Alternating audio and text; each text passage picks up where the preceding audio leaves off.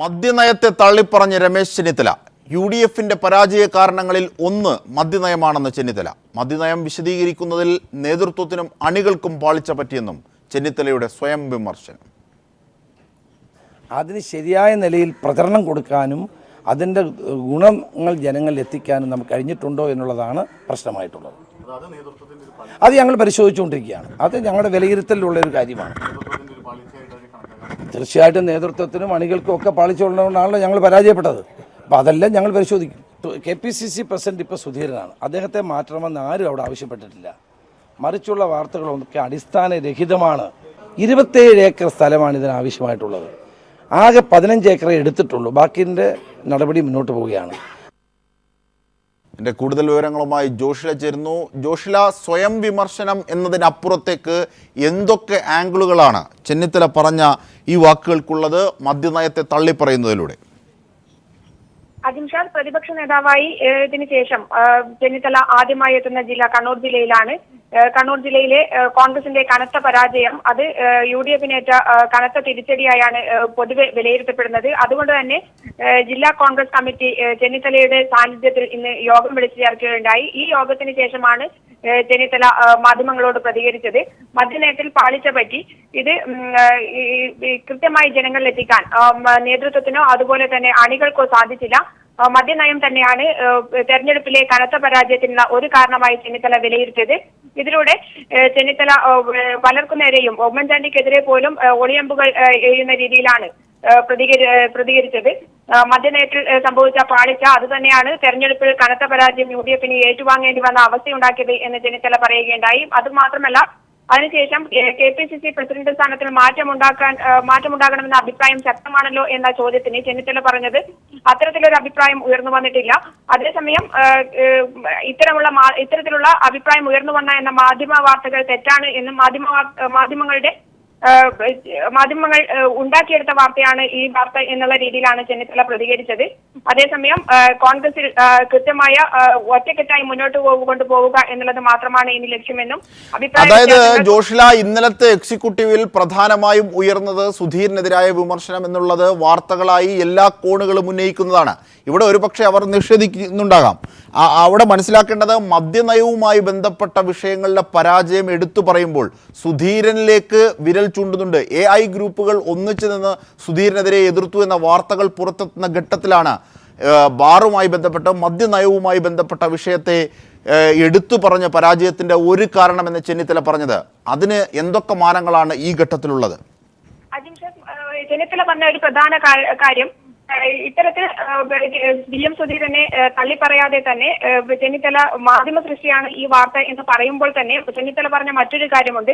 അത് പരസ്പരം അഭിപ്രായ വ്യത്യാസങ്ങൾ ഉയർത്തി പരസ്പരം വീണ്ടും പ്രശ്നങ്ങൾ ഉണ്ടാക്കുക എന്നുള്ളതല്ല UDFിന്റെ ലക്ഷ്യമെന്നും അതേസമയം UDFിനെ ഒറ്റക്കെട്ടായി മുന്നോട്ട് കൊണ്ടുപോവുക എന്നുള്ളതാണ് ലക്ഷ്യമെന്നും കൂടി കൂട്ടിച്ചേർക്കാൻ ചെന്നിത്തല മറന്നിട്ടില്ല. അതേസമയം UDFിന്റെ ഉള്ളിലുള്ള എല്ലാ പ്രശ്നങ്ങളും ഗ്രൂപ്പ് അടികൾ അടക്കം ഭംഗ്യന്തരേണ അവതരിപ്പിക്കാനും ചെന്നിത്തലയ്ക്ക് കഴിഞ്ഞു എന്ന് വേണം വിലയിരുത്താൻ.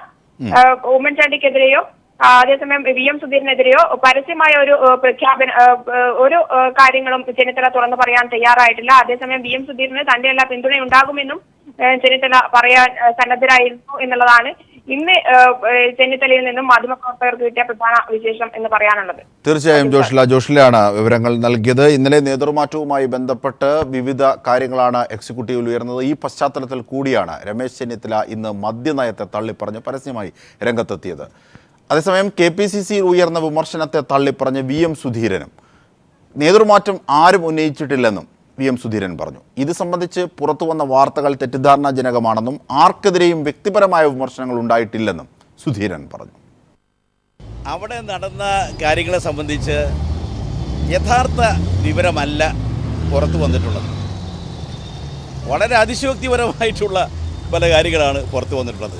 അതിശയോക്തിപരമായിട്ടുള്ള പല റിപ്പോർട്ടുകൾ മാധ്യമങ്ങളിൽ വരത്തക്ക രീതിയിൽ തെറ്റായി അവിടെ ഒരു ബ്രീഫിംഗ് കൊടുത്തു. ഏറ്റവും രസകരമായ കാര്യം, യോഗത്തിൽ ചർച്ചയിൽ പങ്കെടുക്കാത്തവർ തന്നെ സംസാരിച്ചതായിട്ടും അവരുടെ വാർത്തകളും പോലും മാധ്യമങ്ങളിൽ വന്നിരുന്നു. ഇതൊക്കെ സാങ്കല്പികമായ ചില കാര്യങ്ങളാണ്. നിങ്ങളോട് പറഞ്ഞ ആരും അവിടെ പറഞ്ഞിട്ടില്ല. അവിടെ പറയാത്ത കാര്യങ്ങൾ ഇവിടെ നിങ്ങളോട് പറഞ്ഞ് നിങ്ങളെ വഴിതെറ്റിക്കുകയാണ്. മറ്റു വാർത്തകളിലേക്ക്. ഹരിപ്പാട് മെഡിക്കൽ കോളേജിലെ ഓഹരി ഇടപാടുകളിലും ക്രമക്കേട്. ഓഹരി ഉടമകളിൽ അധികവും അബ്കാരികളും റിയൽ എസ്റ്റേറ്റുകാരും. സെന്റിന് 5000 രൂപ വിലയുള്ള ഭൂമി ഇവർ വാങ്ങിയത് 2 ലക്ഷം രൂപയ്ക്ക്.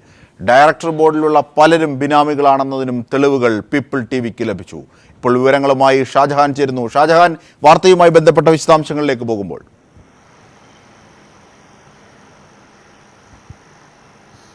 അജിൻഷാദ്, ഹരിപ്പാട് സ്വകാര്യ മെഡിക്കൽ കോളേജുമായി ബന്ധപ്പെട്ട് കഴിഞ്ഞ ദിവസങ്ങളിൽ നിലംനികത്തലും അല്ലെങ്കിൽ സ്ഥലം ഏറ്റെടുക്കുന്നതുമായി ബന്ധപ്പെട്ട് വിവാദങ്ങൾ ഉയർന്നു വന്നിരുന്നു. ഇതിൻ്റെയൊക്കെ ഏറ്റവും ഒടുവിലായിട്ട് ഇപ്പോൾ ലഭിക്കുന്ന വിവരങ്ങളെന്ന് പറയുമ്പോൾ ഈ മെഡിക്കൽ കോളേജുമായി ബന്ധപ്പെട്ട് 25 അംഗ ഓഹരി ഉടമകളെയാണ് എടുത്തിരിക്കുന്നത്. ഇതിൽ പലരും ബിനാമി പേരുകളിലാണ് ഇവിടെ ഓഹരി എടുത്തിരിക്കുന്നത്. റിയൽ എസ്റ്റേറ്റ് മാഫിയകളും അതോടൊപ്പം തന്നെ ഹരിപ്പാട് ബാറുകളും മറ്റുമുള്ള കള്ളുഷാപ്പുകളും ബാറുകളുമുള്ളവർ പോലും ഇതിൻ്റെ അകത്ത് അംഗങ്ങളായിട്ടുണ്ട്. അങ്ങനെ വ്യാപകമായിട്ട് കള്ളപ്പണക്കാരും മറ്റും ഇതിൻ്റെ അകത്ത് കടന്നുകൂടിയിട്ടുണ്ട്. ഇതിൻ്റെയൊക്കെ പൂർണ്ണ ഉത്തരവാദിത്തം മുൻ ആഭ്യന്തരമന്ത്രിക്ക് തന്നെയാണെന്നാണ് പൊതുവെ ഉയർന്നു വരുന്ന ആരോപണങ്ങൾ. നമുക്കറിയാം, നേരത്തെ NDPCയുടെ സ്ഥലം ഏറ്റെടുക്കാനാണ് തീരുമാനിച്ചിരുന്നത്. സ്വകാര്യ മെഡിക്കൽ കോളേജിന് വേണ്ടി NDPC സ്ഥലം വിട്ടുകൊടുക്കാതെ വന്ന സാഹചര്യത്തിലാണ് മറ്റ് പ്രദേശങ്ങളെ ആശ്രയിക്കേണ്ടി വന്നത്. അത്തരത്തിലാണ് കരുവാറ്റയിൽ നിന്നും ഏകദേശം 25 ഏക്കർ ആദ്യഘട്ടത്തിലെടുക്കാൻ തീരുമാനിച്ചത്. ഇതിൻ്റെ 10 ഏക്കറിലധികം സ്ഥലം ഇപ്പോൾ തന്നെ എടുത്തു കഴിഞ്ഞു. അതിന് 10 കോടി രൂപയോളം മുടക്കിയാണ് 10 ഏക്കർ സ്ഥലം എടുത്തിരിക്കുന്നത്. പ്രാദേശികമായി നമ്മൾ അന്വേഷിച്ചപ്പോൾ 2000-വും 5000 രൂപ വിലയുള്ള നിലം, അതായത് പൂർണ്ണമായിട്ടും ഉപയോഗസജ്ജമല്ലാത്ത പ്രദേശങ്ങൾ 1 ലക്ഷവും 1.5 ലക്ഷവും 2 ലക്ഷവും രൂപ അധികമായിട്ട് നൽകിയിട്ടാണ് ഇവർ എടുത്തിരിക്കുന്നത്. ഇതിൽ പലരുടെയും സ്ഥലം ഈ ബിനാമി പേരുകളിൽ ഉൾപ്പെട്ടിട്ടുള്ള ഓഹരി ഉടമകളുടെ തന്നെ സ്ഥലമാണ് സർക്കാരിന് വേണ്ടി സർക്കാരിൻ്റെ പണം മുടക്കിക്കൊണ്ടും വാങ്ങിയിരിക്കുന്നത്. 26% മാത്രം സർക്കാരിന് ഓഹരി ഉടമസ്ഥത ഉള്ള ഒരു സ്വകാര്യ മെഡിക്കൽ കോളേജാണ് സർക്കാരിൻ്റെ പൂർണ്ണ ചെലവോടുകൂടി പണിത് ഇപ്പോൾ സ്വകാര്യ വ്യക്തികൾക്ക് കൈമാറുന്നതിന് വേണ്ടി മുൻ ആഭ്യന്തരമന്ത്രിയും ഹരിപ്പാട് MLAയും നീക്കം നടത്തുന്നത്. നമുക്കറിയാം, ഹരിപ്പാട് മണ്ഡലത്തെ സംബന്ധിച്ചിടത്തോളം കുടിവെള്ള പ്രശ്നം പോലും പൂർണ്ണമായിട്ടും പരിഹരിക്കാൻ കഴിയാത്ത സാഹചര്യത്തിലാണ് ഒരു സ്വകാര്യ മെഡിക്കൽ കോളേജ്, അതും ആധുനിക സംവിധാനത്തോടു കൂടിയുള്ള സ്വകാര്യ മെഡിക്കൽ കോളേജിനുള്ള നീക്കം നടക്കുന്നത്. ആലപ്പുഴ മെഡിക്കൽ കോളേജിൽ നിന്നും ഏകദേശം 12 കിലോമീറ്റർ മാത്രം അകലെയുള്ള ഈ സ്ഥലത്താണ് വീണ്ടും ഒരു മെഡിക്കൽ കോളേജിനുള്ള നീക്കം നടത്തുന്നത്. 5 കോടി രൂപയാണ് ഒരു ഓഹരി ഉടമയിൽ നിന്നും വാങ്ങുന്നത്. ഇത്തരത്തിൽ ഏകദേശം 25 ഓഹരി ഉടമകളാണ് ഈ ആശുപത്രിയുടെ ഉടമസ്ഥാവകാശത്തിൽ ഇപ്പോൾ ഉള്ളത്. മാത്രമല്ല, ഇതുമായി ബന്ധപ്പെട്ട് മറ്റ് കൂടുതൽ ആൾക്കാരെ കൂടി ഓഹരി ഉടമകളാക്കാനുള്ള നീക്കവും നടക്കുന്നുണ്ട്. എന്തായാലും വ്യാപകമായിട്ടുള്ള ക്രമക്കേടുകൾ ഹരിപ്പാട് സ്വകാര്യ മെഡിക്കൽ കോളേജുമായി ബന്ധപ്പെട്ട് ഉയർന്നു വരുന്നു എന്നുള്ളതാണ് നമുക്കിപ്പോൾ പറയാൻ സാധിക്കുന്നത്. അജിൻഷാ, അതായത് കഴിഞ്ഞ സർക്കാർ കൊണ്ടുപിടിച്ചാണ് ഹരിപ്പാട് മെഡിക്കൽ കോളേജുമായി ബന്ധപ്പെട്ട വലിയ ആഘോഷങ്ങളോടുകൂടി നടത്തിയത്. ഒരു പക്ഷേ ഇതിൽ ബാറുടമകളും അല്ലെങ്കിൽ റിയൽ എസ്റ്റേറ്റ് മാഫിയകളും ഒക്കെ ഉൾപ്പെടുന്നു എന്ന് പറയുമ്പോൾ ഇതിൻ്റെ ഗൗരവം എത്രത്തോളമാണ്? ഇത് എങ്ങനെയാണ്, ഏതൊക്കെ വിധത്തിലാണ് പൊതുജനത്തെ ബാധിക്കുക അല്ലെങ്കിൽ ഈ പദ്ധതിയെ ബാധിക്കുക?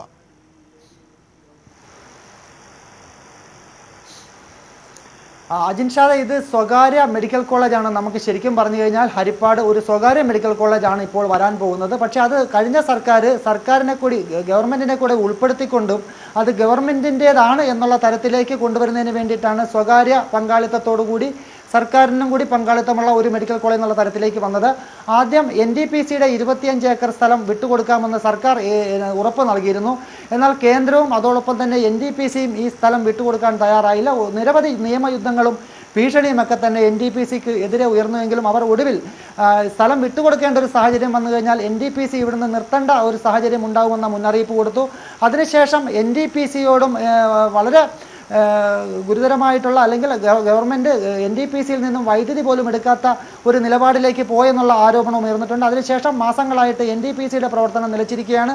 NDPCയിൽ നിന്നും ഇതിൻ്റെ ഒരു പ്രതികാരം എന്നോളം വൈദ്യുതി എടുക്കുന്നില്ല എന്നുള്ളൊരു പരാതിയും ഉയർന്നു വരുന്നുണ്ട്. ഇത്തരത്തിൽ വ്യാപകമായിട്ട് സ്വകാര്യ വ്യക്തികൾക്ക് മാത്രം ഗുണമുള്ള ഒരു മെഡിക്കൽ കോളേജാണ് ഹരിപ്പാട് നിർമ്മിക്കാൻ അല്ലെങ്കിൽ ഹരിപ്പാട് കൊണ്ടുവരാൻ ഉദ്ദേശിക്കുന്നത്. നമുക്കറിയാം, ഹരിപ്പാട് മണ്ഡലത്തിൻ്റെ അതിർത്തി എന്ന് പറയുന്നത് അമ്പലപ്പുഴ മണ്ഡലമാണ്. ഏകദേശം 12 കിലോമീറ്റർ മാത്രം മതി Alappuzha medical college, government medical college അമ്പലപ്പുഴയിലാണ് പ്രവർത്തിക്കുന്നത്. അല്ലെങ്കിൽ അമ്പലപ്പുഴ അടുത്താണ്, 12 കിലോമീറ്റർ മാത്രം ഡിസ്റ്റൻസ് ഉള്ളൂ. ഇത്തരത്തിലൊരു നല്ല മെഡിക്കൽ കോളേജ് ഇവിടെ പ്രവർത്തിക്കുമ്പോൾ അതിന് ഒട്ടനവധി പോരായ്മകൾ നിലനിൽക്കുന്ന സാഹചര്യത്തിൽ കഴിഞ്ഞ 5 വർഷം ആലപ്പുഴ മെഡിക്കൽ കോളേജിൻ്റെ പരാതികളോ അല്ലെങ്കിൽ അതിലെ പ്രശ്നങ്ങളോ പരിഹരിക്കാൻ യാതൊരുവിധ നടപടിയും മുൻ KPC പ്രസിഡന്റും അതോടൊപ്പം തന്നെ ആഭ്യന്തരമന്ത്രിയും ഒക്കെ ആയിരുന്ന രമേശ് ചെന്നിത്തലയുടെ ഭാഗത്തു നിന്നുണ്ടായില്ല. മറിച്ച് ഹരിപ്പാട് പുതിയൊരു മെഡിക്കൽ കോളേജ് പണിയുന്നതിന് വേണ്ടിയിട്ടുള്ള നീക്കമാണ് നടന്നത്. അതിൽ സ്വകാര്യ സംരംഭകർക്ക് മാത്രമാണ് ഇതിൻ്റെ അകത്ത് ലാഭമുള്ളത്. അതോടൊപ്പം തന്നെ സർക്കാരിൻ്റെ 26% ഓഹരി ഉടമസ്ഥതയിലാണ് ഇപ്പോൾ സ്വകാര്യ വ്യക്തികൾക്ക് വേണ്ടി ഹരിപ്പാട് മണ്ഡലത്തിൽ ഒരു മെഡിക്കൽ കോളേജ് പണിയുന്നതിനുള്ള നീക്കം നടക്കുന്നത്. അതായത് ഇപ്പോൾ നമ്മോടൊപ്പം ശാസ്ത്ര സാഹിത്യ പരിഷത്തിന്റെ ജില്ലാ സെക്രട്ടറി കൂടിയായ ശ്രീ പി കൃഷ്ണകുമാർ ചേരുന്നുണ്ട്. ശ്രീ കൃഷ്ണകുമാർ, വളരെ കാതലായ പോയിന്റാണ്. ആലപ്പുഴ മെഡിക്കൽ കോളേജുമായി ബന്ധപ്പെട്ട് ഒരുപാട് അനിശ്ചിതത്വങ്ങൾ നിലനിൽക്കുകയാണ്. അതുമായി ബന്ധപ്പെട്ട ഒരുപാട് കാര്യങ്ങൾ പുറത്തെത്തുന്നു. കെടുകാര്യസ്ഥത മൂലം കഴിഞ്ഞ സർക്കാരിൻ്റെ കാലത്ത് ഇത്തരത്തിൽ ഒരുപാട് ആക്ഷേപങ്ങൾ ഉയർന്ന ഘട്ടത്തിലാണ് ഇത്തരത്തിലൊരു മെഡിക്കൽ കോളേജ് സ്വകാര്യ സംരംഭത്തിൻ്റെ ഭാഗമായി, അല്ലെങ്കിൽ സർക്കാർ പണത്തിൽ ഒരു സ്വകാര്യ സംരംഭം എന്ന് നേരത്തെ സൂചിപ്പിക്കാവുന്ന തരത്തിലേക്ക് എത്തുന്നത്. ഹരിപ്പാട് മെഡിക്കൽ കോളേജിൻ്റെ ഓഹരി ഇടപാടുകളുമായി ബന്ധപ്പെട്ട ക്രമക്കേടുകളാണ് പീപ്പിൾ TV തെളിവ് സഹിതം ഇപ്പോൾ പുറത്തുവിടുന്നത്. അങ്ങനെയാണെങ്കിൽ ഹരിപ്പാട് മെഡിക്കൽ കോളേജുമായി ബന്ധപ്പെട്ട് തുടക്കം മുതൽ തന്നെ വലിയ ദുരൂഹതകളാണ് നിലനിൽക്കുന്നത്. ഈ മെഡിക്കൽ കോളേജ് വാർത്തയിൽ പറഞ്ഞതുപോലെ തന്നെ Alappuzha Vandanam medical college all India medical science ഇൻസ്റ്റിറ്റ്യൂട്ടിന്റെ നിലവാരത്തിലേക്ക് ഉയർത്താനുള്ള എല്ലാ സാധ്യതകളും ഭൗതിക സാഹചര്യങ്ങളും നിലനിൽക്കുന്ന കേരളത്തിലെ ഒരു പ്രധാനപ്പെട്ട മെഡിക്കൽ കോളേജാണ്. കഴിഞ്ഞ LDF ഗവൺമെന്റിന്റെ കാലത്ത് ഈ മെഡിക്കൽ കോളേജ് വളരെയേറെ പണിപ്പെട്ടാണ് ആ മെഡിക്കൽ കോളേജ് വണ്ടാനത്തേക്ക്, നഗരമധ്യത്തിൽ നിന്ന് വണ്ടാനത്തേക്ക് മാറ്റിയത്.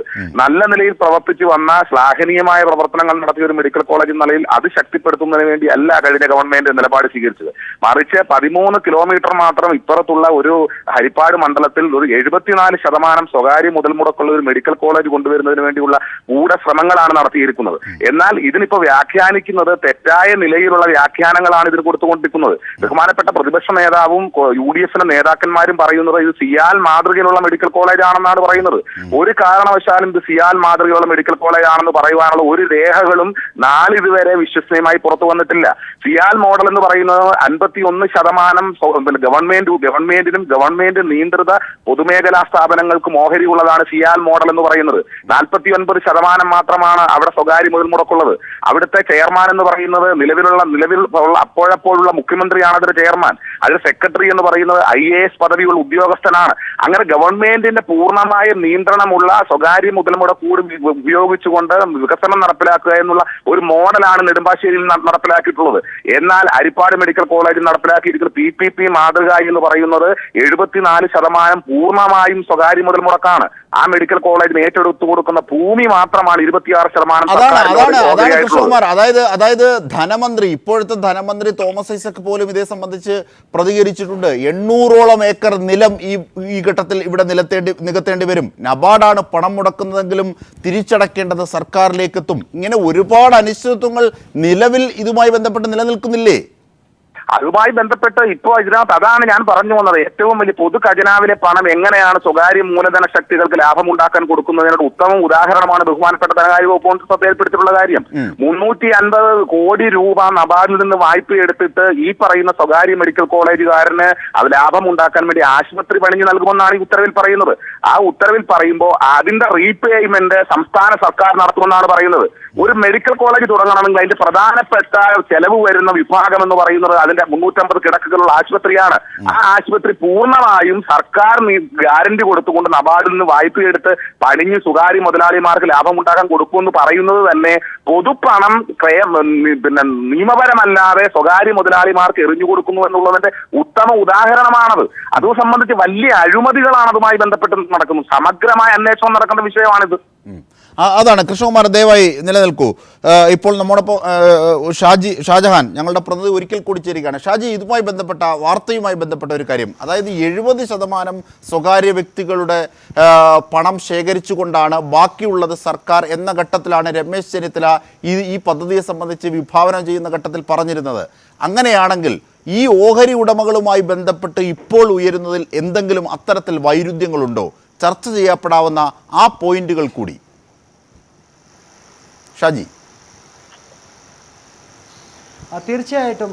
കാരണം ഇത്തരത്തിൽ ഒരു സ്വകാര്യ സർക്കാർ സംരംഭം എന്ന് പറയുമ്പോൾ അതിന് വളരെയധികം സുതാര്യത ആവശ്യമാണ്. ഇത്തരത്തിൽ ബിനാമി ഇടപാടിൽപ്പെട്ടിട്ടുള്ള അല്ലെങ്കിൽ അബ്കാരികളും അതോടൊപ്പം തന്നെ ഹരിപ്പാട് മണ്ഡലത്തിൽ വ്യാപകമായിട്ട് കള്ളുഷാപ്പുകളുമൊക്കെ നടത്തുന്ന വ്യക്തികൾ വരെ ഇതിൻ്റെ അകത്ത് പാർട്ട്ണർമാർ അല്ലെങ്കിൽ ഇതിൻ്റെ അകത്ത് ഓഹരി ഉടമകളായിട്ട് വന്നിരിക്കുകയാണ്. അതുതന്നെ വ്യാപകമായിട്ട് നമുക്കിതിൽ നിന്ന് മനസ്സിലാക്കാം ഇത് എത്രത്തോളം ഗുരുതരമാണ് എന്നുള്ള മനസ്സിലാക്കാം. മാത്രവുമല്ല, റിയൽ എസ്റ്റേറ്റ് മാഫിയ എന്ന് പറയുന്ന ഒരു വൻ സംഘം തന്നെ ഇതിൻ്റെ അകത്ത് ഓഹരി ഉടമകളായിട്ടുണ്ട്.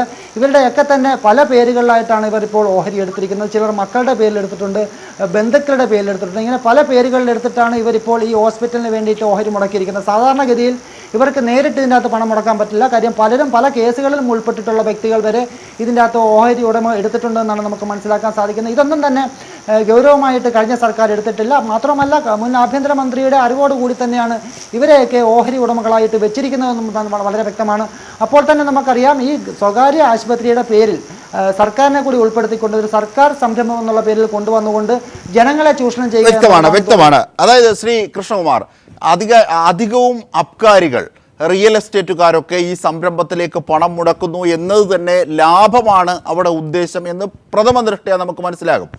വേണ്ട, ആ യുക്തി മാറ്റിവെക്കാം. സെന്റിന് 5000 രൂപ വിലയുള്ള ഭൂമിയാണ് ഇവർ 2 ലക്ഷം രൂപയ്ക്ക് വാങ്ങുന്നത്. അങ്ങനെ ഇത്തരത്തിൽ ക്രമക്കേടിൻ്റെ വശങ്ങൾ വളരെ വലുതാണ്. ഡയറക്ടർ ബോർഡിലുള്ള പലരും ബിനാമികളാണെന്നതിനുള്ള തെളിവുകൾ കൂടിയാണ് ഈ ഘട്ടത്തിൽ പീപ്പിൾ TV പുറത്തുവിടുന്നത്. അങ്ങനെയാണെങ്കിൽ പദ്ധതിയെ സംബന്ധിച്ച് പുനഃപരിശോധിക്കണമോ? അങ്ങനെ പുനഃപരിശോധിച്ചാൽ നാടിന് പൊതു ഖജനാവിന് നഷ്ടമുണ്ടാക്കുമോ? അത്തരം കാര്യങ്ങൾ കൂടി ചർച്ചയെ വികസിപ്പിച്ചാൽ ഈ പദ്ധതിയെ സംബന്ധിച്ച് പൂർണ്ണമായും പുനഃപരിശോധനയല്ല. ബഹുമാനപ്പെട്ട പൊതുമരാമത്ത് വകുപ്പ് മന്ത്രി ജി സുധാകരൻ പറഞ്ഞതുപോലെ ഈ പദ്ധതിയെ സംബന്ധിച്ച് സമഗ്രമായ അന്വേഷണമാണ് നടക്കേണ്ടത്. ഇപ്പോൾ ഇടതുപക്ഷ ജനാധിപത്യ മുന്നണിയുടെ ഗവൺമെന്റിന്റെ നേതൃത്വത്തിൽ ഈ പറയുന്ന പദ്ധതിയെ സംബന്ധിച്ച് സമഗ്രമായ ഒരു ഏജൻസിയെ കൊണ്ട് ഇതിന്റെ പിന്നിൽ നടക്കുന്ന ഇടപാടുകളെ കുറിച്ച് ശക്തമായി അന്വേഷിക്കപ്പെടേണ്ടതുണ്ട്. ഇതിനകത്ത് വന്നിരിക്കുന്ന 25 ഡയറക്ടർ ബോർഡ് അംഗങ്ങൾ, ആ 25 ഡയറക്ടർ ബോർഡ് അംഗങ്ങളുടെ ഈ ഗവൺമെന്റ് ഉത്തരവിൽ പറഞ്ഞിരിക്കുന്ന 25 ഡയറക്ടർ ബോർഡ് അംഗങ്ങളുടെ മുഴുവൻ പറഞ്ഞിരിക്കുന്നത് ബിസിനസ്സുകാരാണെന്നാണ് പറഞ്ഞിരിക്കുന്നത്. അതിനകത്ത് ഗവൺമെന്റ് നോമിനി ആയിട്ടുള്ള ഒറ്റയാൾ പോലും അതിനകത്തില്ല. അതോടൊപ്പം തന്നെ ഈ മെഡിക്കൽ കോളേജ് എന്ന് പറയുന്നത് സയന്റിഫിക് ആൻഡ് ചാരിറ്റബിൾ ആക്ട് അനുസരിച്ച് പ്രവർത്തിക്കുന്ന ഒരു മെഡിക്കൽ കോളേജാണ് വിഭാവനം ചെയ്തിരിക്കുന്നത്. ഇൻഫ്രാമെഡ് എന്ന് പറഞ്ഞൊരു കമ്പനി കോൺസ്റ്റിറ്റ്യൂട്ട് ചെയ്തിട്ടുണ്ട്. ആ കമ്പനി ഭൗതിക സാഹചര്യങ്ങൾ ഉണ്ടാക്കി ഈ സയന്റിഫിക് ചാരിറ്റബിൾ ആക്ട് അനുസരിച്ച് പ്രവർത്തിക്കുന്ന മെഡിക്കൽ കോളേജിനെ ലാഭത്തിന്റെ അടിസ്ഥാനത്തിൽ ലാഭം ഉണ്ടാക്കുന്നതിന് പ്രോഫിറ്റ് സെന്റർ എന്ന് തന്നെയാണ് ഉത്തരവിൽ പറഞ്ഞിരിക്കുന്നത്. ആ പ്രോഫിറ്റ് ഉണ്ടാക്കുന്നതിന് വേണ്ടി ഇവർക്ക് കൊടുക്കുകയും അതോടൊപ്പം തന്നെ നബാർഡിൽ നിന്ന് വായ്പയെടുത്ത് ആശുപത്രി വഴങ്ങി കൊടുക്കുകയും ചെയ്തുകൊണ്ട് ലാഭത്തിൽ അധിഷ്ഠിതമായി പ്രവർത്തിക്കുന്ന സ്വകാര്യ മൂലധനത്തിന് ലാഭം ഉണ്ടാക്കുന്നതിന് വേണ്ടിയുള്ള എല്ലാ വഴിവിട്ട സഹായം ചെയ്തു കൊടുക്കുന്ന പദ്ധതിയാണിത്. മറ്റൊന്ന്, ഇത്തരമൊരു മെഡിക്കൽ കോളേജുമായി ബന്ധപ്പെട്ട് ഇതിനകത്ത് പറഞ്ഞിരിക്കുന്ന അബ്കാരികളുടെ ആയിട്ടുള്ള ആളുകളുടെ മക്കൾ ഇതിനകത്തുണ്ട്.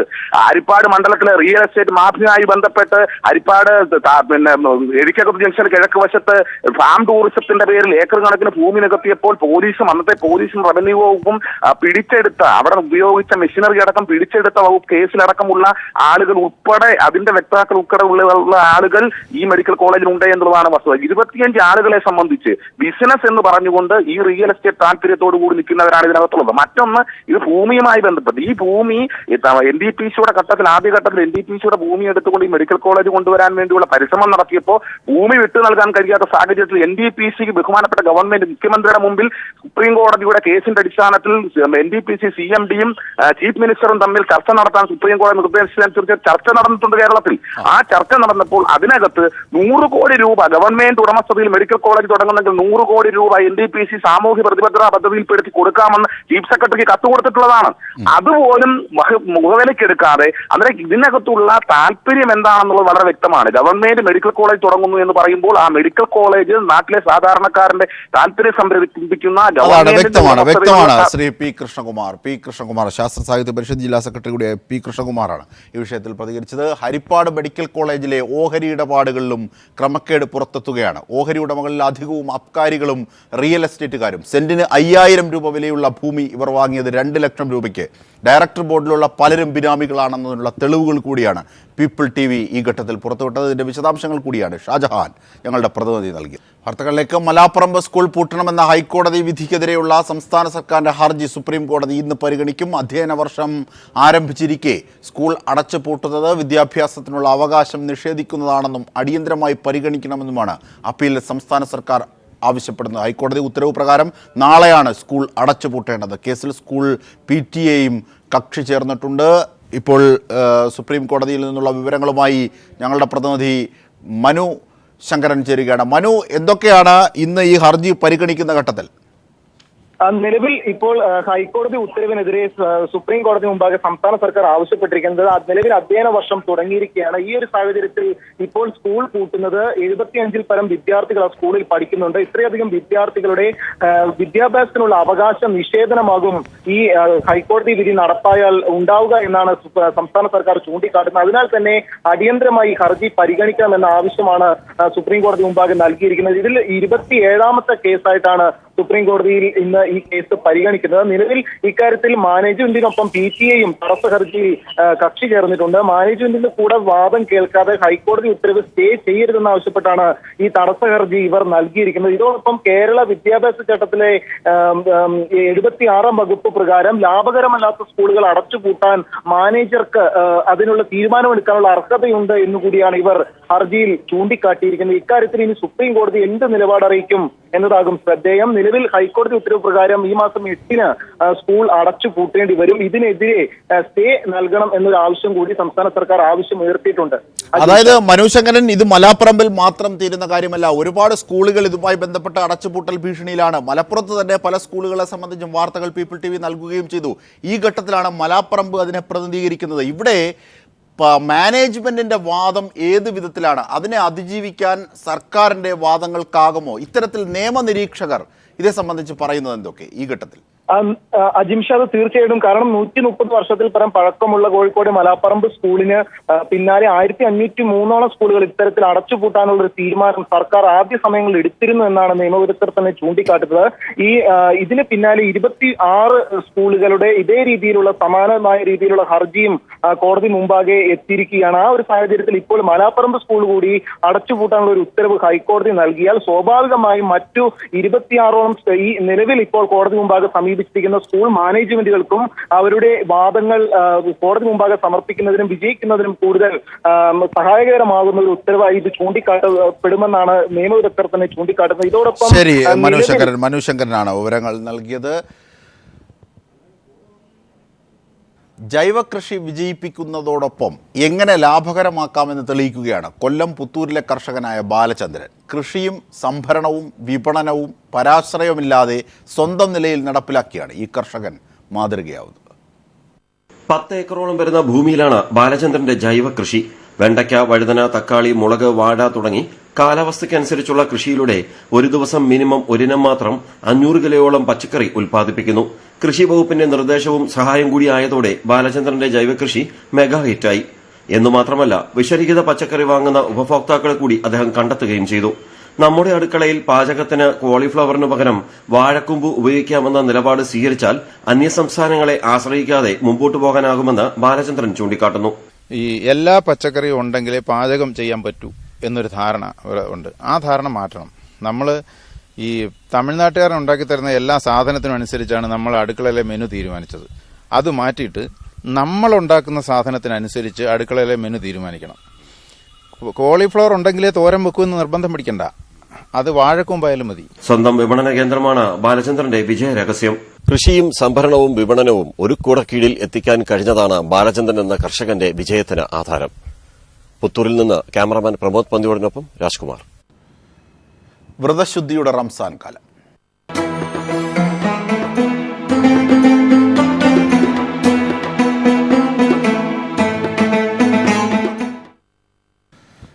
കോഴിക്കോട് കാപ്പാട് മാസപ്പിറവി ദൃശ്യമായതിനാൽ റംദാൻ വ്രതാരംഭത്തിന് ഇന്ന് തുടക്കമാകുന്നു. ഇന്ന് റംസാൻ 1 ആണെന്ന് കാസിമ. ഒരു മാസക്കാലം നീണ്ടു നിൽക്കുന്ന വ്രതത്തിനാണ് ഇതോടെ തുടക്കം കുറിക്കുന്നത്. മനസ്സും ശരീരവും വിശ്വാസികൾ അള്ളാഹുവിൽ സമർപ്പിച്ച് ഒരു മാസക്കാലം സുബഹി നമസ്കാരം മുതൽ മഗ്രിബ് നമസ്കാരം വരെ ഭക്ഷണം ഉപേക്ഷിക്കും. വ്രതാനുഷ്ഠാനങ്ങളുടെ നാളുകളിൽ പള്ളികളിൽ പ്രത്യേക പ്രാർത്ഥനയും ഖുർആൻ പാരായണവും നടക്കും. മറ്റുള്ളവരുടെ വേദനകൾ സ്വന്തം വേദനയായി ഉൾക്കൊണ്ട് വിശ്വാസികൾ ദാനധർമ്മങ്ങൾ നടത്തുന്ന പുണ്യമാസം കൂടിയാണ് റംസാൻ. അവസാന 10-ലെ ലൈലത്തുൽ ഖദർ പുണ്യദിനമായാണ് കണക്കാക്കുന്നത്. ഒരു മാസത്തെ വ്രതാനുഷ്ഠാനങ്ങൾക്ക് ശേഷം ശവ്വാൽ മാസപ്പിറവിയുടെ വരവറിയിച്ച് മനത്ത് ചന്ദ്രക്കല തെളിയുന്നതോടെ ഇസ്ലാം മതവിശ്വാസികൾ ചെറിയ പെരുന്നാൾ ആഘോഷിക്കും. അസ്തമയം വൈകിയതിനാൽ ദൈർഘ്യമേറിയ റംസാൻ ദിനങ്ങളാണ് ഇത്തവണ വിശ്വാസികളെ കാത്തിരിക്കുന്നത്. Siju Kannan, news bureau, Kozhikode. കേരളത്തിനൊപ്പം ഒമാൻ ഒഴികെയുള്ള ഗൾഫ് നാടുകളിലും ഇന്നാണ് റംസാൻ വ്രതത്തിന് തുടക്കം ആയത്. ഒരു മാസം നീണ്ടു നിൽക്കുന്ന വ്രതക്കാലം വിശ്വാസികൾക്ക് ആത്മനിയന്ത്രണത്തിന്റെയും അനുഗ്രഹത്തിന്റെയും നാളുകൾ കൂടിയാണ്. ഇസ്ലാം മതവിശ്വാസികൾ ആഹ്ലാദത്തോടെയാണ് റംസാനെ വരവേറ്റത്. വിശ്വാസികൾക്ക് ഇനി ആത്മശുദ്ധീകരണത്തിന്റെ നാളുകൾ. പകൽ മുഴുവൻ അന്നപാനീയങ്ങൾ ഉപേക്ഷിച്ച് വിശ്വാസികൾ മനസ്സിനെയും ശരീരത്തെയും സ്ഫുടം ചെയ്തെടുക്കുന്നു. ആരാധനാ കർമ്മങ്ങൾ അധികരിപ്പിക്കുന്ന റംസാൻ അനുഗ്രഹങ്ങളുടെ മാസം കൂടിയാണ്. വിശുദ്ധ റമദാനിനെ സത്യവിശ്വാസികൾ കാണുന്നത് അവരുടെ മുൻകാല ജീവിതത്തിൽ സംഭവിച്ചു പോയിട്ടുള്ള ചെറുതും വലുതുമായ തെറ്റുകുറ്റങ്ങളെ പൊറുക്കുവാനും അവയെല്ലാം സൃഷ്ടിച്ച സൃഷ്ടാവിൻ്റെ മുമ്പിൽ ഏറ്റുപറഞ്ഞുകൊണ്ട് മാനസികമായി ശുദ്ധി എല്ലാ അർത്ഥത്തിലും കൈവരിക്കുവാനും കൂടിയാണ്. 1000 മാസങ്ങളെക്കാൾ പുണ്യമുള്ള മാസം. ഇസ്ലാമിക ചരിത്രത്തിലെ പല പ്രധാനപ്പെട്ട സംഭവങ്ങൾക്കും സാക്ഷ്യം വഹിച്ചത് റംസാൻ മാസമാണ്. മാനവരാശിക്കാകെ വെളിച്ചം പകർന്ന ഖുറാന്റെ അവതരണം ഈ മാസത്തിലായിരുന്നു. വിശ്വാസികൾക്ക് സ്രഷ്ടാവിലേക്ക് കൂടുതൽ അടുക്കാനുള്ള അവസരം കൂടിയാണ് റംസാൻ നൽകുന്നത്. ചെയ്ത തെറ്റുകൾ ഏറ്റുപറഞ്ഞ് പ്രായശ്ചിത്തം നേടാനുള്ള സമയം കൂടിയാണ് ഇത്. വ്രതശുദ്ധിയുടെ നാളുകൾ മതസൗഹാർദ്ദത്തിന്റെ ഉദാത്ത സന്ദേശം കൂടിയാണ് വിളിച്ചോതുന്നത്. ടി ജമാലുദ്ദീൻ, ദുബായ്. BJP സംസ്ഥാന നേതാക്കൾ ഇന്ന് ദേശീയ അധ്യക്ഷൻ അമിത് ഷായുമായി കൂടിക്കാഴ്ച നടത്തും. തെരഞ്ഞെടുപ്പ് ഫലവും തുടർന്നുള്ള രാഷ്ട്രീയ സാഹചര്യങ്ങളും വിശദീകരിക്കും. പാലക്കാട്, ചെങ്ങന്നൂർ മണ്ഡലങ്ങളിലെ പരാജയത്തെക്കുറിച്ച് സ്ഥാനാർത്ഥികൾ ഉന്നയിച്ച ആരോപണങ്ങളും ചർച്ചയാകും. BJP സംസ്ഥാന അധ്യക്ഷൻ കുമ്മനം രാജശേഖരൻ, MP രമേശ്, PK കൃഷ്ണദാസ് എന്നിവരാണ് അമിത് ഷായെ കാണുന്നത്. വാർത്തകളിലേക്ക്.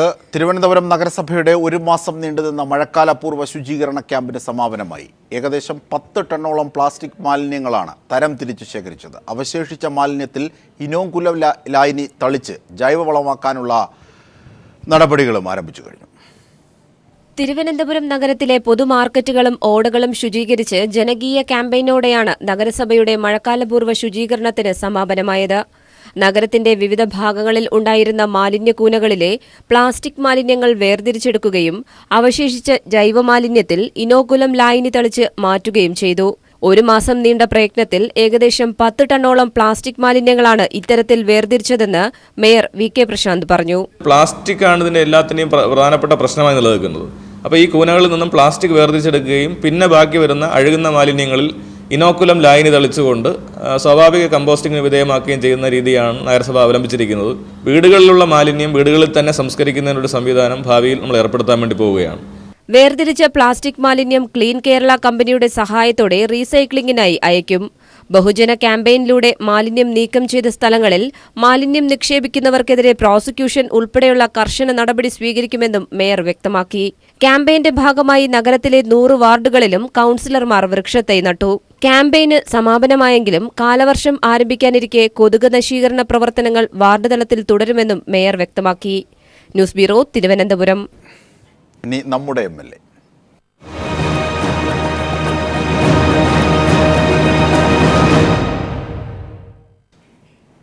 MLA മന്ത്രിയായതോടെ തവനൂരിലെ വികസന സ്വപ്നങ്ങൾക്ക് നിറം കൂടി. എല്ലാവർക്കും വീടും തൊഴിലും കുടിവെള്ളവും തുടങ്ങി മണ്ഡലത്തിന്റെ സർവോന്മുഖ വികസനം ഈ 5 വർഷത്തിനിടെ കാണാമെന്ന ഉറപ്പും KT ജലീൽ നൽകിക്കഴിഞ്ഞു. 2006-ൽ PK കുഞ്ഞാലിക്കുട്ടിയെ വീഴ്ത്തി നിയമസഭയിലെത്തിയ KT ജലീൽ തുടർന്നുള്ള തെരഞ്ഞെടുപ്പുകളിൽ തവനൂരിനെയാണ് പ്രതിനിധീകരിച്ചത്. മിനി പമ്പ, പ്രതീക്ഷാഭവൻ, കുടിവെള്ളം, ഗ്രാമീണ റോഡുകൾ, വിദ്യാഭ്യാസ സ്ഥാപനങ്ങൾ തുടങ്ങി ഇതിനകം തന്നെ തവനൂർ മലപ്പുറം ജില്ലയിലെ ശ്രദ്ധാകേന്ദ്രമായി മാറിയിട്ടുണ്ട്. KT ജലീൽ MLA LDF മന്ത്രിസഭയിൽ അംഗം കൂടിയായതോടെ മണ്ഡലത്തിന്റെ പ്രതീക്ഷകൾ ചെറുതൊന്നുമല്ല. മന്ത്രിയായെത്തിയ KT ജലീലിന്റെ ആദ്യ വാക്കുകളാണിത്. എല്ലാവരോടുമുള്ള എൻ്റെ അഭ്യർത്ഥന ഈ ഉത്തരവാദിത്വം ഭംഗിയായി നിർവഹിക്കാൻ, അഴിമതിരഹിതമായി സ്വജനപക്ഷപാത മുക്തമായി ഈ ഉത്തരവാദിത്വം നിർവഹിക്കാൻ എനിക്ക് കഴിയട്ടെ എന്ന് നിങ്ങളെല്ലാവരും പ്രാർത്ഥിക്കണം. പ്രഭാഷകനായും നേതാവായും എഴുത്തുകാരനായും ജനപ്രതിനിധിയായും താരമായി നിന്ന തവനൂരിലെ MLA മന്ത്രിയായും തിളങ്ങുമെന്ന പ്രതീക്ഷയിലാണ് മണ്ഡലത്തിലുള്ളവർ. KT Salih, Malappuram. ലോക പരിസ്ഥിതി ദിനത്തിന്റെ ഭാഗമായി കോഴിക്കോട് ജില്ലയിലെ പയ്യോളി പുറക്കാട് പ്രദേശത്തെ ശാന്തി സദനം സ്കൂൾ ഫോർ ഡിഫറൻ്റ്ലി ഏബിൾഡ് അധ്യാപകർ വിദ്യാർത്ഥികളെ സുഗതകുമാരിയുടെ കവിത പഠിപ്പിച്ചു. വരികൾ മുഴുവൻ ഹൃദയസ്ഥമാക്കിയ ജിഷ്ണുദാസിന്റെ കവിതയിലേക്ക്. നമുക്കമ്മയ്ക്കു വേണ്ടി ഒരു തൈ നടാം, കൊച്ചു മക്കൾക്കു വേണ്ടി ഒരു തൈ നടാം, 100 കിളികൾക്കു വേണ്ടി ഒരു തൈ നടാം, നല്ല നാളേക്കു വേണ്ടി ഒരു തൈ നടാം. നമുക്കമ്മയ്ക്കു വേണ്ടി ഒരു തൈ നടാം, കൊച്ചു മക്കൾക്കു വേണ്ടി ഒരു തൈ നടാം, 100 കിളികൾക്കു വേണ്ടി ഒരു തൈ നടാം, നല്ല നാളേക്കു വേണ്ടി. ഇത് പ്രാണവായുവിനായി നടുന്നു, ഇത് മഴയ്ക്കായി തൊഴുതു നടുന്നു, ഇത് പ്രാണവായുവിനായി നടുന്നു, ഇത് മഴയ്ക്കായി തൊഴുതു നടന്നു. അഴകിനായി തണലിനായി തേൻ പഴങ്ങൾക്കായി 100 തൈകൾ നിരന്നു നടന്നു. അഴകിനായി തണലിനായി തേൻ പഴങ്ങൾക്കായി 100 തൈകൾ നിരന്നു നടന്നു. അഴകിനായി തണലിനായി തേൻ പഴങ്ങൾക്കായി 100 തൈകൾ നിരന്നു നടന്നു. 5 രാജ്യങ്ങളിൽ സന്ദർശനം നടത്തുന്ന പ്രധാനമന്ത്രി നരേന്ദ്രമോദി ഇന്ന് പുലർച്ചെ സ്വിറ്റ്സർലൻഡിലെത്തി. സ്വിറ്റ്സർലാൻഡ് സന്ദർശനത്തിനിടയിൽ കള്ളപ്പണ വിഷയം വിശദമായി ചർച്ച ചെയ്യുമെന്നാണ് സൂചന. കള്ളപ്പണ വിഷയത്തിൽ സ്വിസ് അധികാരികളുമായി നിരന്തരം ബന്ധപ്പെടുന്നുണ്ടെന്നാണ് സർക്കാരിന്റെ അവകാശവാദം. ശനിയാഴ്ചത്തെ അഫ്ഗാൻ സന്ദർശനത്തിന് ശേഷമാണ് നരേന്ദ്രമോദി ഇന്ന് സ്വിറ്റ്സർലൻഡിലെത്തുന്നത്. കള്ളപ്പണ വിഷയം സ്വിറ്റ്സർലൻഡ് സന്ദർശനത്തിനിടയിൽ വിശദമായി ചർച്ചയാകുമെന്നാണ് സൂചന. വിദേശ ബാങ്കുകളിൽ കള്ളപ്പണ നിക്ഷേപമുള്ള 1600 ഇന്ത്യക്കാരുടെ പേര് വിവരങ്ങൾ പുറത്തുവന്നിരുന്നു. കള്ളപ്പണ നിക്ഷേപകരായ ഇന്ത്യക്കാരെ കണ്ടെത്താൻ കേന്ദ്ര സർക്കാർ രൂപീകരിച്ച പ്രത്യേക അന്വേഷണ സംഘത്തിന് കാര്യമായി പുരോഗതി കൈവരിക്കാനായിട്ടില്ല.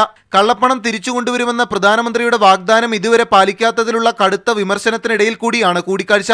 കള്ളപ്പണ വിഷയത്തിൽ സ്വിസ് അധികാരികളുമായി നിരന്തരം ബന്ധപ്പെടുന്നുണ്ടെന്നാണ് വിദേശകാര്യ സെക്രട്ടറി എസ് ജയശങ്കർ കഴിഞ്ഞ ദിവസം വ്യക്തമാക്കിയത്. ഇരട്ട നികുതി ഒഴിവാക്കൽ കരാർ പ്രകാരം ചർച്ച പുരോഗമിക്കുന്നതിനിടയിലാണ് ഇന്ന് മോദി സ്വിറ്റ്സർലൻഡിലെത്തുന്നത്. NSG അംഗത്വത്തിനായി സ്വിറ്റ്സർലൻഡിന്റെ പിന്തുണയും ഇന്ത്യ തേടും. തുടർന്ന് തിങ്കളാഴ്ച പ്രധാനമന്ത്രി വാഷിംഗ്ടണിലേക്ക് തിരിക്കും. News bureau, Delhi. വാർത്തകളിലേക്ക് ഇനി വ്യോമാഭ്യാസത്തിന്റെ പ്രകടനത്തിന്റെ കാഴ്ചയാണ്. റഷ്യയിലെ ക്രീമിയ പ്രദേശത്ത് റഷ്യൻ വ്യോമസേന കഴിഞ്ഞ ദിവസം നടത്തിയ പ്രകടനം കാഴ്ചക്കാർക്ക് ഗംഭീര വിരുന്നായി. റഷ്യൻ വ്യോമസേനയുടെ ശക്തി വിളിച്ചറിയിക്കുന്ന അഭ്യാസ പ്രകടനങ്ങൾക്കായിരുന്നു കഴിഞ്ഞ ദിവസം ക്രീമിയയിലെ ജനങ്ങൾ സാക്ഷിയായത്. Su-24, Su-34, Su-40 ഇനങ്ങളിൽപ്പെട്ട fighter jet വിമാനങ്ങളും Ka-50 അറ്റാക്ക് ഹെലികോപ്റ്ററുകളും ഉൾപ്പെടെയുള്ള റഷ്യയുടെ പോർ വിമാനങ്ങൾ ഈ എയർ ഷോയിൽ പങ്കെടുത്തു. സോവിയറ്റ് യൂണിയന്റെ കാലഘട്ടത്തിൽ റഷ്യയുടെ ഏറ്റവും വലിയ നാവിക താവളമായിരുന്നു ക്രിമിയ. കരിങ്കടലിന് സമീപത്തുള്ള ഈ പ്രദേശം മുൻപ് ഉക്രൈൻ്റെ നിയന്ത്രണത്തിലായിരുന്നു. എന്നാൽ 2014 ക്രിമിയ റഷ്യയുടെ ഭാഗമായി. എല്ലാ ആഴ്ചയിലെയും അവസാന ദിവസങ്ങളിൽ റഷ്യൻ വ്യോമസേനയുടെ അഭ്യാസ പ്രകടനങ്ങൾ ഇവിടെ അരങ്ങേറാറുണ്ട്. സിറിയയിൽ IS-നെതിരെ റഷ്യ അടുത്തിടെ നടത്തിയ ആക്രമണത്തിൽ പങ്കെടുത്തിരുന്ന ഏതാനും പൈലറ്റുമാരും ഈ എയർ ഷോയിൽ പങ്കെടുത്തു. International desk. മദ്യനയത്തെ തള്ളിപ്പറഞ്ഞ് രമേശ് ചെന്നിത്തല. UDFന്റെ പരാജയ കാരണങ്ങളിൽ ഒന്ന് മദ്യനയമാണെന്ന് ചെന്നിത്തല അഭിപ്രായപ്പെട്ടു. മദ്യനയം വിശദീകരിക്കുന്നതിൽ നേതൃത്വത്തിനും അണികൾക്കും പാളിച്ച പറ്റിയെന്നും ചെന്നിത്തല പറഞ്ഞു. അതിന് ശരിയായ നിലയിൽ പ്രചരണം കൊടുക്കാനും അതിൻ്റെ ഗുണങ്ങൾ ജനങ്ങളിൽ എത്തിക്കാനും നമുക്ക് കഴിഞ്ഞിട്ടുണ്ടോ എന്നുള്ളതാണ് പ്രശ്നമായിട്ടുള്ളത്. അത് ഞങ്ങൾ പരിശോധിച്ചുകൊണ്ടിരിക്കുകയാണ്. അത് ഞങ്ങളുടെ വിലയിരുത്തലിലുള്ളൊരു കാര്യമാണ്.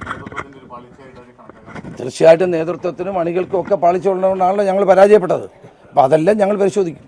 KPCC പ്രസിഡന്റ് ഇപ്പോൾ സുധീരനാണ്. അദ്ദേഹത്തെ മാറ്റണമെന്ന് ആരും അവിടെ ആവശ്യപ്പെട്ടിട്ടില്ല. മറിച്ചുള്ള വാർത്തകളൊക്കെ അടിസ്ഥാനരഹിതമാണ്. 27 ഏക്കർ സ്ഥലമാണ് ഇതിനാവശ്യമായിട്ടുള്ളത്. ആകെ 15 ഏക്കറേ എടുത്തിട്ടുള്ളൂ. ബാക്കിൻ്റെ നടപടി മുന്നോട്ട് പോവുകയാണ്. KPCCയിൽ ഉയർന്ന വിമർശനത്തെ തള്ളിപ്പറഞ്ഞ് VM സുധീരനും.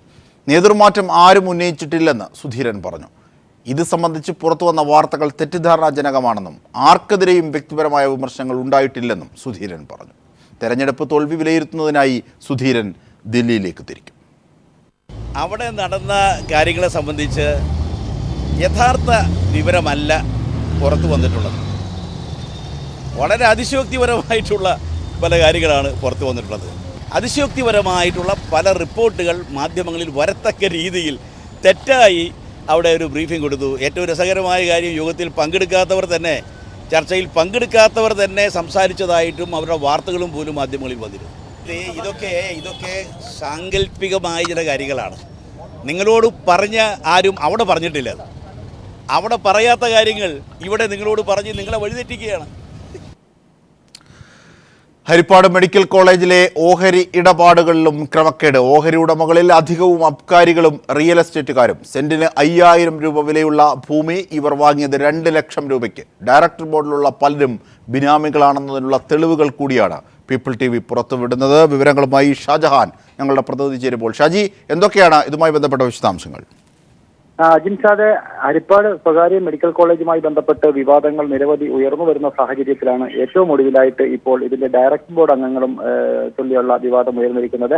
ഡയറക്ടർ ബോർഡ് അംഗങ്ങൾ ഗവൺമെന്റുമായി ബന്ധപ്പെട്ട ആളുകളും അല്ലെങ്കിൽ ഗവൺമെന്റിന്റെ കൂടി പങ്കാളിത്തത്തോടു കൂടി വേണമെന്നാണ് നിയമമെങ്കിലും ഇതിൽ കൂടുതലും അബ്കാരികളും അതോടൊപ്പം തന്നെ റിയൽ എസ്റ്റേറ്റ് മാഫിയകളുമാണ് ഈ 25 അംഗ ഡയറക്ടർ ബോർഡ് അംഗങ്ങളുള്ളത്. ഒരാളിൽ നിന്നും 5 കോടി രൂപയാണ് നൽകേണ്ടത്. തികച്ചും സർക്കാർ ആശുപത്രി എന്ന പേരിലാണെങ്കിൽ പോലും ഇത് സ്വകാര്യ മേഖലയിലുള്ള വ്യക്തികൾക്ക് ലാഭം കൊയ്യുന്നതിന് വേണ്ടിയിട്ടാണ് സ്വകാര്യ മെഡിക്കൽ കോളേജ് ഹരിപ്പാട് ഇപ്പോൾ പണിയാനായിട്ട് ഹരിപ്പാട് MLA കൂടിയായിട്ടുള്ള മുൻ ആഭ്യന്തരമന്ത്രി ഈ തീരുമാനമെടുത്ത് മുൻപോട്ട് പോകുന്നത്. ഇതിനെതിരെ വ്യാപകമായിട്ട് പ്രതിഷേധം ഉയർന്നു വരികയാണ്. കാരണം ആലപ്പുഴ മെഡിക്കൽ കോളേജിൽ നിന്നും ഏകദേശം 12 കിലോമീറ്റർ അല്ലെങ്കിൽ 18 കിലോമീറ്റർ മാക്സിമം ദൂരത്തിലുള്ള ഈ പുതിയ മെഡിക്കൽ കോളേജിന്റെ ആവശ്യമില്ല എന്നുള്ളതാണ് പൊതുവെ ജനങ്ങളുടെ ഭാഗത്തു നിന്നും ഉയർന്നു വരുന്ന ഒരു എതിർപ്പ്. കാരണം ആലപ്പുഴ മെഡിക്കൽ കോളേജിൽ അടിസ്ഥാന സൗകര്യങ്ങളുടെ പ്രവർത്തനം കാര്യമായിട്ട് നടക്കുന്നില്ല. ഈ മെഡിക്കൽ കോളേജിന്റെ പ്രവർത്തനത്തെക്കുറിച്ച് കഴിഞ്ഞ 5 വർഷത്തിനിടയിൽ മുൻ ആഭ്യന്തരമന്ത്രി ആലപ്പുഴ മെഡിക്കൽ കോളേജിൽ എത്തുകയോ ഇവിടുത്തെ ക്രമീകരണങ്ങൾ പരിശോധിക്കുകയോ കൂടിയോ ചെയ്തിട്ടില്ല. പക്ഷേ സ്വന്തം മണ്ഡലത്തിൽ പുതുതായിട്ട് സ്വകാര്യ വ്യക്തികളെ ചികിത്സിക്കുന്നതിന് വേണ്ടി 26% മാത്രം ഗവൺമെന്റിന് മൂലധനമുള്ള ഒരു ആശുപത്രി പണിയുന്നതിന് വേണ്ടിയിട്ടാണ് നീക്കം നടക്കുന്നത്. ഇതിനെതിരെയാണ് ഇപ്പോൾ വ്യാപകമായി പരാതി ഉയർന്നു വരുന്നത്. മാത്രവുമല്ല, ഈ സ്ഥലം ആശുപത്രി പണിയുന്നതിന് വേണ്ടി ആദ്യഘട്ടം എന്ന നിലയിൽ 15 ഏക്കർ സ്ഥലമാണ് എടുക്കുന്നത്. ഇതിന് വേണ്ടിയിട്ട് ഏകദേശം 10 കോടിയോളം രൂപ മുടക്കി കഴിഞ്ഞു. കരുവാറ്റ പഞ്ചായത്തിന്റെ കിഴക്കൻ മേഖലയിലുള്ള 2000 അല്ലെങ്കിൽ 2000, 5000 മാത്രം സെന്റിന് വിലയുള്ള വസ്തു എന്ന് പറയാൻ പറ്റത്തില്ല, നിലം. ഈ പ്രദേശമാണ് ഇപ്പോൾ 1.5 ലക്ഷം രൂപയ്ക്കും 2 ലക്ഷം രൂപയ്ക്കും ഒക്കെ സർക്കാർ ഏറ്റെടുത്ത് സ്വകാര്യ വ്യക്തികളെ അല്ലെങ്കിൽ സ്വകാര്യ വ്യക്തികൾക്ക് ലാഭം ഉണ്ടാക്കിയിരിക്കുന്നത്. ഇതിൽ പലതും ഈ നിലം എന്ന് പറയുന്നത് പലതും ഈ ഡയറക്ടർ ബോർഡ് അംഗങ്ങളിൽപ്പെട്ടവർ ഉടമസ്ഥതയിലുള്ള സ്ഥലങ്ങളാണ്. അതുകൊണ്ട് തന്നെ ഇതിന്റെ ലാഭവും ഈ സ്വകാര്യ വ്യക്തികൾക്ക് തന്നെയാണ് കിട്ടുന്നത്. ഇത്തരത്തിൽ വ്യാപകമായിട്ടുള്ള പരാതികളാണ് ഇതുമായി ബന്ധപ്പെട്ട് കൂടുതൽ കാര്യങ്ങൾ പരിശോധിച്ചു വരുമ്പോൾ വ്യക്തമാകുന്നത്. അജിൻഷാദ്. ശരി ഷാജി, ഷാജഹാനാണ് വിവരങ്ങൾ നൽകിയത്.